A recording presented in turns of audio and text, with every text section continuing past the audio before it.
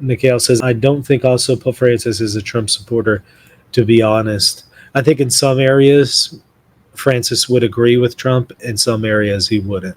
It just kind of depends on what we're talking about. There is something to be said there. There are some things that Trump says that are just against the Catholic faith. So it's important that a person is aware of that and um, is discerning in these areas. Not everything that Trump says is consistent with Catholic theology, and people need to be aware of. Same can certainly be said of Biden, right? Biden, however, is worse because Biden actually claims to be a Catholic, whereas Trump doesn't. So Biden is actually held to a higher standard because he claims that he's Catholic and yet holds to things that are completely anti-Catholic, such as his position on abortion. By the way, I do recall hearing that the United States Secret Service director is going to be questioned about the Trump assassination and events surrounding it. If it does occur, yeah, I'll be aware of that because I'll be covering it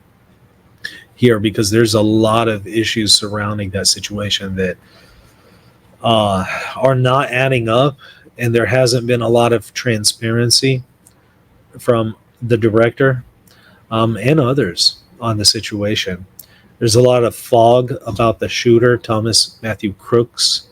Hard to find information about him, which just doesn't really add up.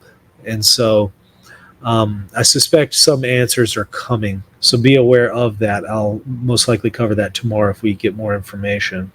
Richmond says Trump is definitely inconsistent with Catholic theology on abortion and other areas such as foreign policy. Weird that Vigano embraces him so much. Yeah, there are some areas that, again, his positions are just completely incompatible with Catholicism. I think at the end of the day, what Catholics have to do is you're generally going to have to vote for the lesser of the two evils, because I just don't see anytime soon somebody really running for president who actually holds to what the magisterium teaches, so the Catholic faith. I just don't see that for a very long time. The position of the Catholic Church, especially in areas of morality and society, isn't always popular in the United States. And so it might be a while before you would get a presidential candidate who actually authentically represents Catholicism. Now, obviously, we've had Catholic presidents before. The one who currently is president claims to be Catholic. But the point is, are they actually consistent with Catholicism? Usually, no, they're not. So Catholics are kind of left in this weird position where one has to vote for the lesser of two evils, and really no candidate is likely going to be ideal for a Catholic. Let's see. Lantia says, hey man, love your channel. Thank you. I appreciate that. Thank you. Converted Catholic says it's probably going to be Gavin.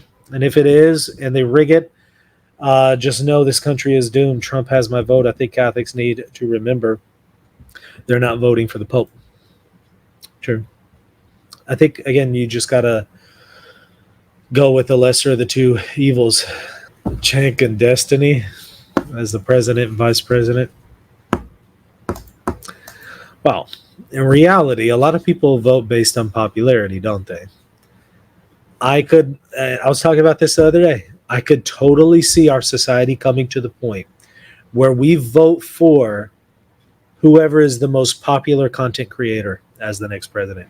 I could see that. I could totally see that. Because some people are already that shallow. I could totally see 20, 30 years from now, people voting based on that. I mean, already you have people voting based on, well, this person is a female, or this person is a male, or this person is black, this person is white. And they'll vote based on superficial things like that rather than the person's policies and is this person actually fit for the office. A lot of people don't have that kind of perspective. They vote based on shallow things. So I could see one day that actually happening. So whereas you say that jokingly, Chank and Destiny, that could happen one day.